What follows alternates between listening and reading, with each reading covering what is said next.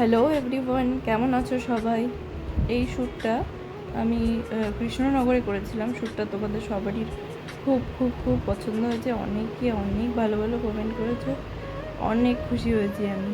তো চলো আজকে এই শ্যুটের বিহাইন্ড দ্য সিনটা তোমাদের দেখাই। শ্যুটটাতে হচ্ছে মডেল ছিল ডোনা ঘোষ, আর ফটোগ্রাফি করেছে সুমিতা। আর আমরা স্টুডিওতে অনিশদা স্টুডিও যেটা আছে ছবিঘর, সেখানে শ্যুটটা করা হয়েছে। আর ড্রেস জুয়েলারিগুলো মারিয়ার থেকে রেন্ট নেওয়া হয়েছে। তো চলো দেখো তোমরা আমরা কি। সকাল 8টার মতো বাজে, আমি ঘাটের জন্য বেরোলাম নবদ্বীপ থেকে টোটোয় করে। তো আগের দিন রাত্রিবেলা দেখো ফুলগুলো সব কিনে রেখেছিলাম, যদি ওখানে গিয়ে না পাই ফুল, তো সেই জন্য আগের দিন সব কিছু কেনা ছিল। তো আজকে আমার সাথে স্টুডিও শেয়ার করবে সঙ্গীতা ওর মডেলকে সাজাবে, আমি আমার মডেলকে সাজাবো। তো আজকে সঙ্গীতা, আমি আর আমাদের সাথে পায়েল এসেছে, আমরা 3জন যাচ্ছি। আর সাথে সুনিতাও আছে, সুনিতা একটু লেট করেছিল, এই যে 2 ম্যাডাম। তো সুনিতা একটু লেট করেছিল, ওই জন্য আমরা আর মানে অপেক্ষা করতে পারলাম না। ছবি তুলতে তুলতে নৌকা করে পার হয়ে ওই পারে চলে গেলাম। তো ওপারে গিয়ে তারপরে আবার সুনিতা আমাদের সঙ্গে এসেছিলো। তো সঙ্গীতা বেচারি, ও তো আমারও 2 ঘন্টা আগে এসছে, মানে আমি 8টায় বেরোচ্ছি, ও 6টারও আগে বেরিয়েছে। তার আগে ঘুম থেকে উঠেছে বেচারি, ওর মুখটা শুকিয়ে গেছে। সকাল সকাল এই সিনগুলো খুব ভালো লাগে। একটু পরেই যা রোদ উঠে যাবে, যাই হোক। তারপর আমরা ঘাট পার হয়ে যে টোটোতে বসেছি, এই যে ম্যাডাম চলে এসেছেন। তো আমরা 4জনে টোটোতে করে গেলাম। ফার্স্টে কৃষ্ণনগর স্টেশনে নামলাম, এটা কৃষ্ণনগর স্টেশন। ওখান থেকে আমরা টোটো নিয়ে তারপর ছবিগঞ্জ স্টুডিওর দিকে রওনা দিলাম। তো এখানে তো সঙ্গীতা ওর মডেলকে মেসেজ করছে, আর এদের তো কোনো ব্যাপারই না, মানে সত্যি ফটোগ্রাফার হওয়াই ভালো। দেখো কোনো চিন্তা নেই, চিল একবারে, কোনো বিন্দাস যাচ্ছে। আর আমরা বেচারি, আমাদেরই হচ্ছে যত কষ্ট। তো যাই হোক, সেরকম না, ওরাও প্রচুর হেল্প করেছে। তো এই যে স্টুডিওটা কি সুন্দর না, খুবই ভালো। আর অনিশদা খুব ভালো, খুব হেল্পফুল।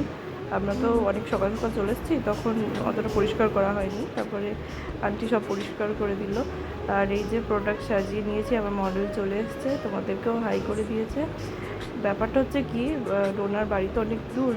এবার ও এসে এই গরমের মধ্যে এত ক্লান্ত হয়ে গেছে, ও মেকআপ করতে করতে না ঘুমিয়ে গেছিলো, মানে লিটারেলি ও ঘুমোচ্ছিল। যাই হোক, কিন্তু স্বাভাবিক, দেখো অতটা জার্নি করে এসছে, এবার যখন এসির মধ্যে বসে তখন একটু ঠান্ডার মধ্যে ঘুমিয়ে গেছিলো। তো আমি ঘুমন্ত অবস্থাতেই মেকআপ করেছি, মানে বুঝতে পারছো তো, ব্রাইডরা যারা সারাদিন ধরো বিয়ের রিচুয়ালসে যখন তোমাদের ঘুম পেয়ে যাবে, তখন তোমরা একটু ঘুমিয়ে দেবে, আমি ঘুমানো অবস্থাতেই তোমাদের মেকআপ করে দেবো। যাই হোক, মজা করছিলাম। তো এইদিকে হচ্ছে দেখো, এটা আমি একটা ডেকোরেশন করছিলাম, সেটার জন্য এই আর্টটা করছি। আর এদিকে অনিশদা পুরো বাকি যে সেট আপটা আছে সেগুলো সব রেডি করে দিচ্ছে। তো এইভাবেই আমাদের শ্যুটের যে প্রিপারেশনটা সেটা হলো মেকআপের পর। দেখো পুরো সেট আপ রেডি, আর এখানে ফটোশ্যুট শুরু হয়ে গেছে। আমার নিজের পার্সোনালি খুব আমি স্যাটিসফাইড, যদিও এটা আমাদের কোনো প্ল্যান ছিল না যে কি হবে, লুকটা কি হবে। যদিও আমি ভেবেছিলাম যে কলকা টলকা করে এরকম করে কিছু একটা করব, কিন্তু ফার্স্টে আই মেকআপ করার পর আই মেকআপের সাথে ম্যাচিং করে হেয়ার স্টাইল, তারপরে এইসব করতে করতে না ব্যাপারটা হয়ে গেল।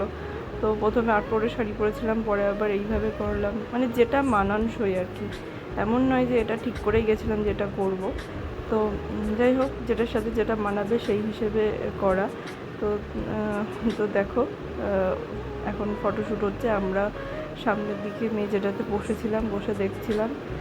এই টাইমটাতে না মনের মধ্যে খুব শান্তি লাগে, যে যাক হলো সব কিছু, এবার শান্তি। তো এইভাবেই আমাদের শুটিং শেষ হয়ে গেল। দেন লাস্টে আমরা সবাই মিলে একটা সেলফি তুললাম। চলো এবার টাটা বলে দিই তোমাদেরকেও। শেষ, চলো বলো প্যাক আপ। সবাই ছবি দেখার জন্য সাথে থেকো। Tata, bye. বন্ধ করো।